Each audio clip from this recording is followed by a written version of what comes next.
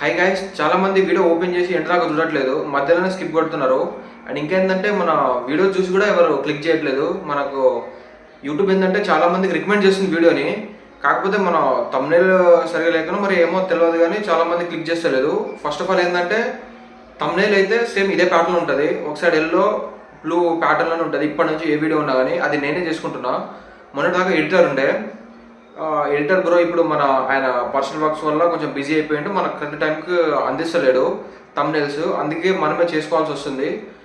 Video చేసి record చేసి దాన్ని ఎడిట్ చేసి అప్లోడ్ చేసి మళ్ళీ తమ్నెయిల్ చేసుకోవడం కొంచెం టైం పడుతుంది. కాబట్టి తమ్నెయిల్ అలా ఉంటుంది అండ్ అదే ప్యాటర్న్లో చేసేస్తే అయిపోతుంది అనే మైండ్ సెట్లో ఫిక్స్ అయిపోయి అట్నే చేస్తున్నా. చాలామంది కూడా అట్నే చేస్తున్నారు.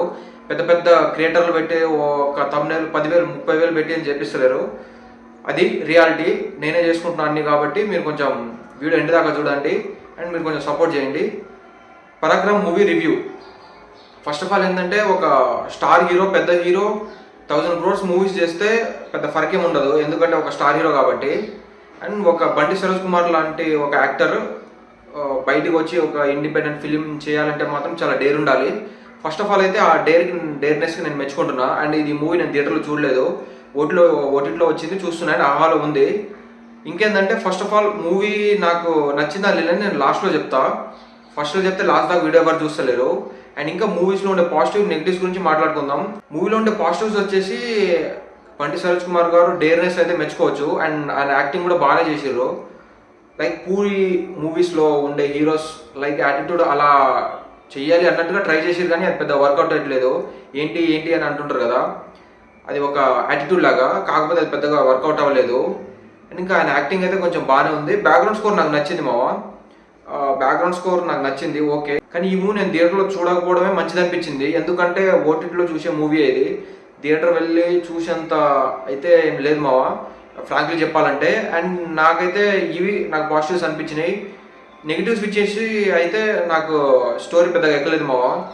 స్టోరీ వెళ్తుంటుంది, మధ్యలో క్రికెట్ని పెడుతున్నా అర్థం కావట్లేదు. ఆ క్రికెట్ కొంచెం సగం ఎక్కువ ఉంటుంది. అది ఆ క్రికెట్ వల్ల ఏంటంటే మీకు మూవీ కనెక్షన్ అనేది సగం పోతుంది. విలన్ని నాటకం ద్వారా చంపాలనే ఒక కాన్సెప్ట్ ఏదైతే ఉందో అదైతే మాత్రం మీకు ఆ క్రికెట్ ఆడుకుంటా అసలు నాకు అది ఆ స్టోరీలో క్రికెట్ ఎలా బ్లెండ్ చేసినా కూడా నాకు పెద్ద ఎక్కలేదు మావా, అదొకటి. అండ్ ఇంకేంటంటే స్టోరీ కూడా పెద్ద ఇంప్రెసింగ్ ఏమి ఉండదు. ఒక క్యారెక్టర్స్ కూడా ఒక క్యారెక్టర్ ఆర్క్ కానీ ఆ క్యారెక్టర్కి ఉండే బ్యాక్ సైడ్ ఉండని కొన్ని సీన్స్ కానీ అవి కూడా ప్రాపర్గా ఉండదు. వెళ్తున్న కొద్ది ఏంటంటే మీకు అలా డ్రాప్ అయిపోతూనే ఉంటుంది మా మూవీ. లెట్ డౌన్ ఇక పర్లేదు లేదు చూసుకుంటూ వెళ్ళిపోదాం, మనం చూద్దాం ఎండ్ దాకా అనే క్యూరియస్ అనేది మీకు ఉండదు. ఓకే వెళ్తుంది కదా పోనీ అట్నే ఉండని అన్నట్టుగా అనే టైప్లోనే ఉంటుంది మావా.